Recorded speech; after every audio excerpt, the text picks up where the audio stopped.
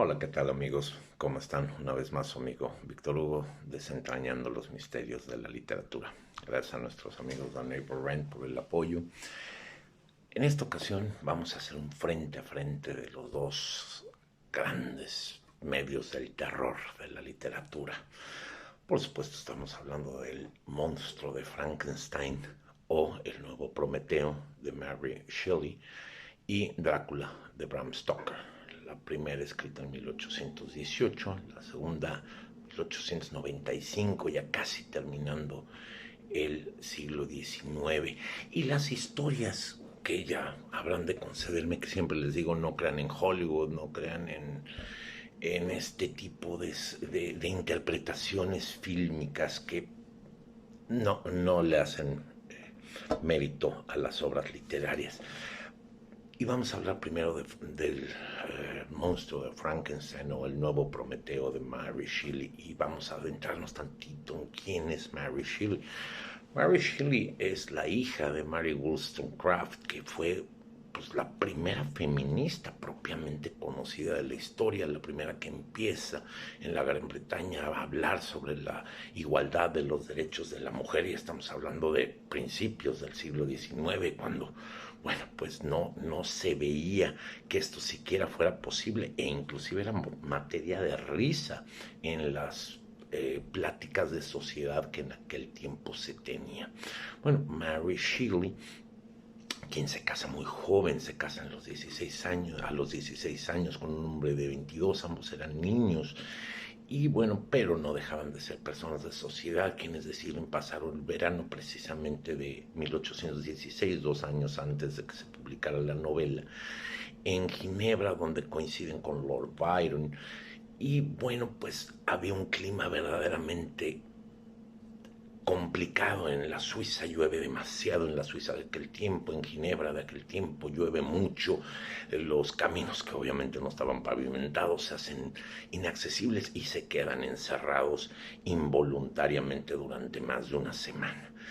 Y es cuando Lord Byron empieza con esta dinámica de vamos a platicarnos historias, y es más, vamos a crear historias de terror. Y es por la invitación de Lord Byron que Mary Shelley hace este cuento, que habremos de concederle a Mary Shelley que fue un poquito improvisado en aquellas pláticas. Entonces hay algunas cositas que no nos quedan claras sobre precisamente cómo el doctor Frankenstein le dio vida a su monstruo, al nuevo Prometeo, en una analogía de aquel mito clásico sobre Prometeo es castigado por Zeus al entregarle el fuego al hombre, y bueno, pues es castigado con un águila que le devora el hígado recurrentemente y vuelve a la vida,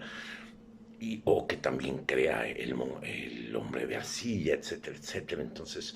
pues por eso viene esta analogía del nuevo Prometeo al monstruo de Frankenstein, que empieza la historia en el Polo Norte, donde es encontrado en un barco le encuentra, no queda claro si es el doctor Frankenstein quien le está dando casa a su creación o es el monstruo del doctor Frankenstein, porque el nombre no existe, el monstruo no tiene nombre durante toda la obra. Por eso es que viene tan recurrente ese error de decirle Frankenstein al monstruo, cuando Frankenstein en realidad es el doctor que crea a partir de cadáveres e impulsos de electricidad, que es lo que más o menos Mary Shelley nos deja ver en la obra. Y cuando es encontrado en el Polo Norte el doctor Frankenstein, no queda claro quién le está dando casa a quién, y el doctor Frankenstein da su versión de lo que sucedió con su creación, que bueno, pues después de crearla, de constituirse el doctor Frankenstein en Dios y querer darle la vida a un ser que fue formado con pedazos de cadáveres, pues da cuenta de su error. Pero este monstruo es un monstruo aterrador por el aspecto. En realidad, Mary Shelley nos trata de retratar a un monstruo que no tenía la maldad por natura. De hecho, el monstruo trata de leer libros, trata de adaptarse a la sociedad humana, trata de ser recibido por la sociedad humana, inclusive lee a Goethe y lee otros libros, tratando de cultivarse y un poquito ser aceptado, cosa que no logra, pues es tan terrorífico su aspecto que con tan solo presentarse, crea un pánico generalizado entre la gente que se encuentra. Entonces pues él, ya en una desazón, el monstruo le pide a su creador que cree una pareja, así como lo creó a él, que le cree una pareja. Doctor Frankenstein, ya aterrorizado por lo que había sucedido, pues se niega, y entonces el monstruo decide responder de manera muy agresiva y mata a varias personas, incluyendo a la prometida del Dr. Frankenstein, y es cuando verdaderamente empieza una cacería del monstruo que termina precisamente en el Polo Norte, sin podernos descifrar quién le estaba dando caza a quién. Vamos a detenernos tantito de Frankenstein y vámonos tantito a Drácula de Bram Stoker. Como les comenté al principio de la entrega, es escrita pues 70 y tantos años después, casi finalizando el siglo XIX. Drácula es escrita por Bram Stoker, inspirado por supuesto en Vlad el Empalador, aquel monarca de cierta parte de Rumania, que ahorita Vlad el Empalador, que era, bueno, pues un sanguinario consumado, y esto inspira precisamente a esta historia del bebedor de sangre, que obviamente Vlad el Empalador no ingería la sangre de sus caídos o de sus vencidos, pero la novela de Bram Stoker ciertamente se ve la influencia sobre este personaje, y esta sí ha sido retratada con cierto éxito en algunas obras de la cinematografía. Ustedes ya conocen la historia con respecto a este abogado que va a Transilvania a arreglar los problemas legales que tiene el conde sobre una propiedad que desea adquirir en Londres, y luego da cuenta de que su anfitrión es una persona pues muy complicada, muy diferente. Cuando él visita a los aldeanos con la sola mención del nombre de Drácula pues entran en un pánico generalizado. Entonces él ya cae en cuenta que es pues un ente especial, y es tratado de seducir por 3 damiselas vampiresas. Escapa por poco, pero llega un momento en que pierde los nervios, es recluido en una institución psiquiátrica dentro de la misma Transilvania, tiempo que aprovecha el conde para trasladarse a Londres y seducir, o tratar de seducir,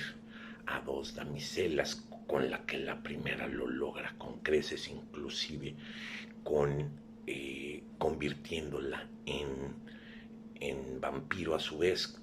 cuando los doctores no alcanzan a ver cuál es la sintomatología, cuál es el problema verdaderamente anatómico o de salud que puedan tener estas personas. Es cuando llaman a Van Helsing. Van Helsing da cuenta que es